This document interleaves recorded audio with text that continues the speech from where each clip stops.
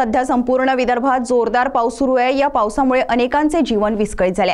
त्यातच सततच्या पावसामुळे ब्रह्मपुरी तालुक्यातील शेतकऱ्यांच्या धान पिकांचे मोठे नुकसान होत आहे। मात्र अशातच शेतकऱ्यांच्या नुकसानीची पाहणी करण्यासाठी तालुक्यातील राजकीय नेत्यांनी पुढाकार घेऊन नुकसानग्रस्त शेतकऱ्यांच्या धान पिकांची पाहणी करून प्रशासकीय यंत्रणेस तात्काळ नुकसान भरपाईच्या सूचना केल्या आहेत। पाहूया प्रतिनिधी मधुकर मेश्राम यांचा हा रिपोर्ट। ब्रह्मपुरी तालुक्यात सुरू असलेल्या सततच्या पावसामुळे तालुक्यातील जीवनमान विस्कळीत झाले असून शेतकऱ्यांचे धान पिकांचे मोठे नुकसान होत आहे।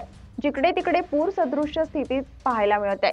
नदी नाले दुतर्फा वाहत आहेत। अशातच 28 जुलै रोजी सकाळी सुमारे 6 वाजता नवेगाव येथील मोठ्या तलावाच्या मध्यभागी पाळीला मोठे खिंडार पडून पाळ फुटून तलावाचे संपूर्ण पाणी वाहून गेले।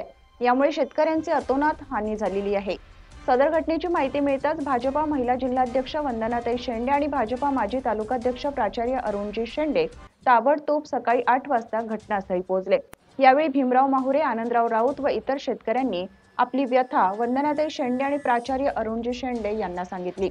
वंदनाताईंनी या घटनेची माहिती सिंचन विभागाचे जे.ई. राऊत यांना सांगून बोलावून घेतले। तलावाची फुटलेली पाळ लवकरात लवकर भरून काढावी अशा सूचना दिल्या। जे.ई. राऊत यांनी हे कार्य अवघ्या काही दिवसात पूर्ण केले जाईल असे सांगितले। नंतर भ्रमणध्वनीद्वारे आमदार सुधीरभाऊ मुनगंटीवार आणि माजी आमदार अतुलभाऊ देशकर यांना या घटनेची माहिती दिली आणि नुकसान झालेल्या शेतकऱ्यांचे पंचनामे होऊन त्यांना नुकसान भरपाई मिळण्याकरिता प्रशासकीय यंत्रणेस कामाला लावावे अशी मागणी केली। वंदनाताई शेंडे आणि प्राचार्य अरुणजी शेंडे यांच्या कार्यतत्परतेचे नवेगाव गावात आणि परिसरात कौतुक केले जात आहे। ब्रह्मपुरीवरून CTV प्रतिनिधी मधुकर मेश्राम।